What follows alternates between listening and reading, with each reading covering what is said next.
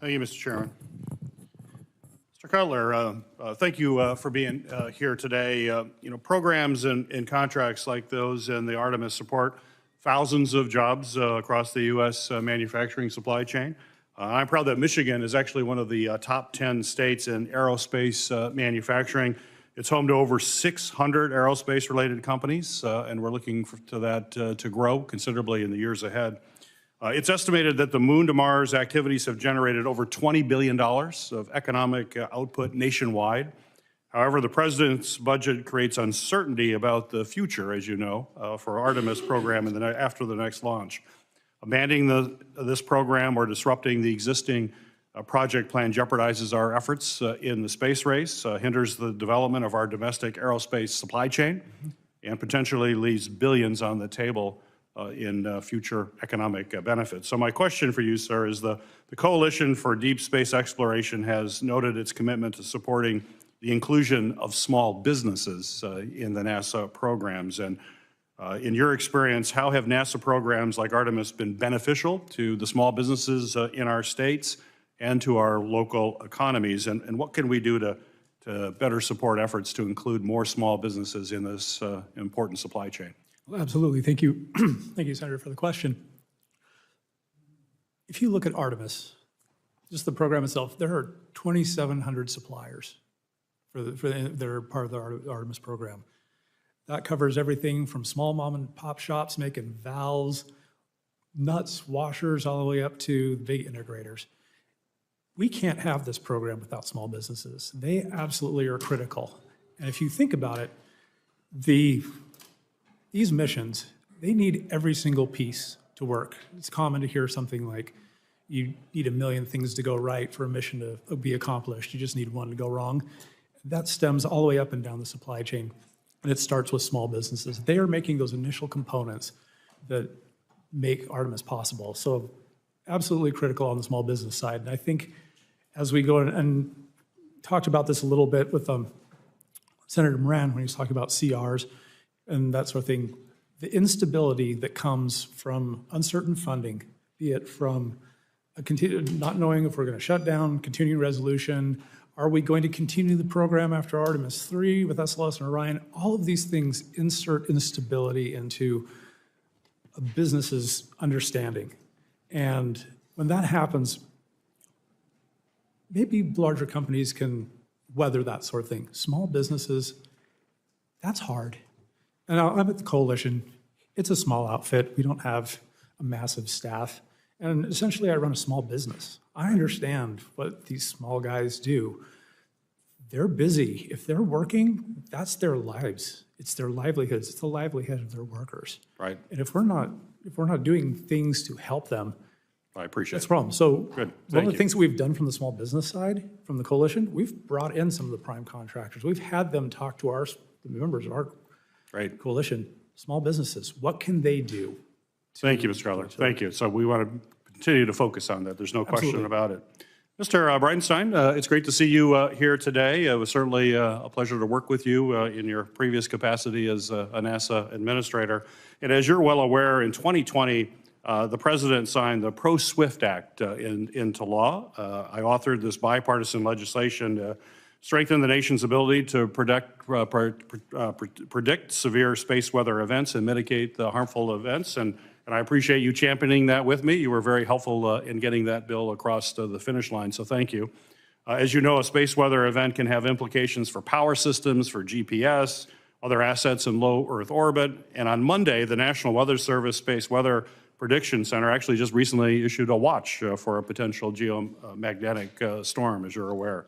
Continued research is needed to strengthen our space weather prediction capabilities to ensure that we can have these accurate warnings.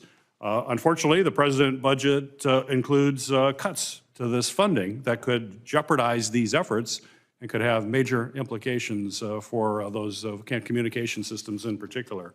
So my question for you, sir, is could you speak to how NASA's science missions like the Space Weather Program play a critical role in our everyday lives? This is non-political, this is straightforward. Why do we need to make sure funding for space weather prediction? There's a lot of different reasons to do it. Just from a pure human spaceflight perspective, when we start putting NASA astronauts on the other side of the Van Allen radiation belt in orbit around the moon, on the surface of the moon, those astronauts are in jeopardy of things like a solar flare hitting them or a coronal mass ejection, which would be, of course, even more devastating. And all of that radiation environment the astronauts are exposed to would be devastating. In fact, if you go back to Apollo 11, Neil Armstrong and Buzz Aldrin narrowly missed being hit with, a solar flare that could have been devastating for their lives. So we didn't know what we didn't know back then. Now we have the ability to learn and predict. Thank you to you for your efforts to help us with that.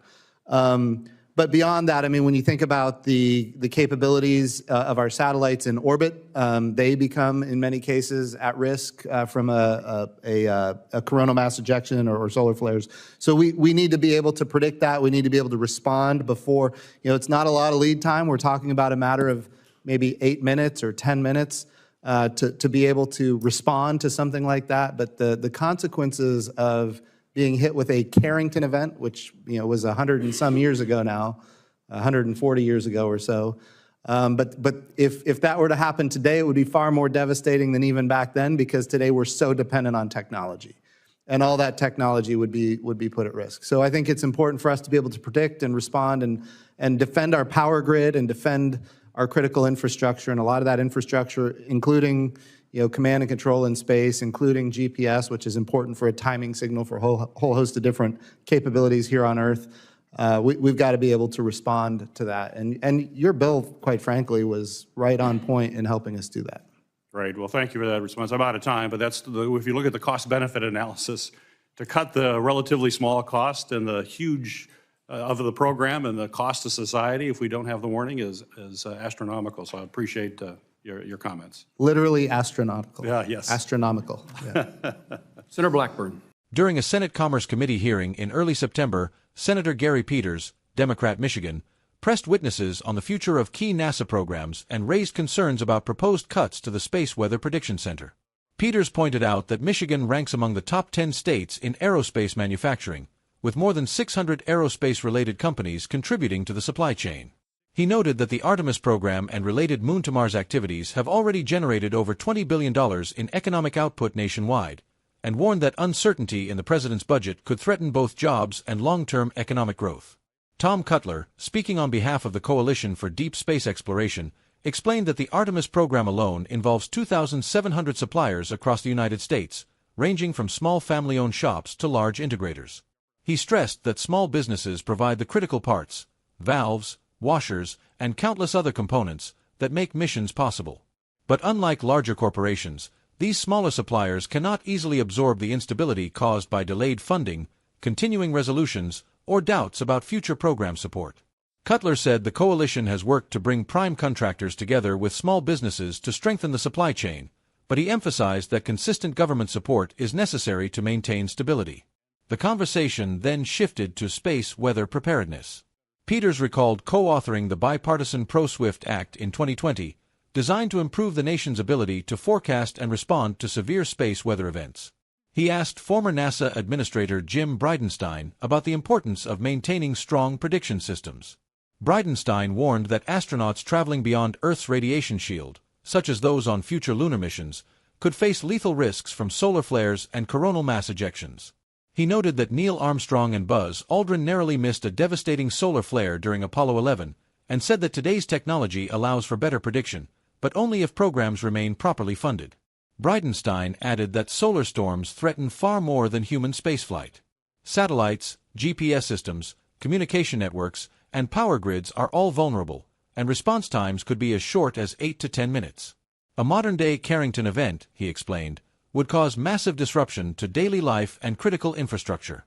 Given the relatively small costs of space weather prediction programs compared with the potential damage of being unprepared, Bridenstine urged lawmakers to protect the funding. Peters agreed, warning that the cost of cutting these programs would be, in his words, literally astronomical.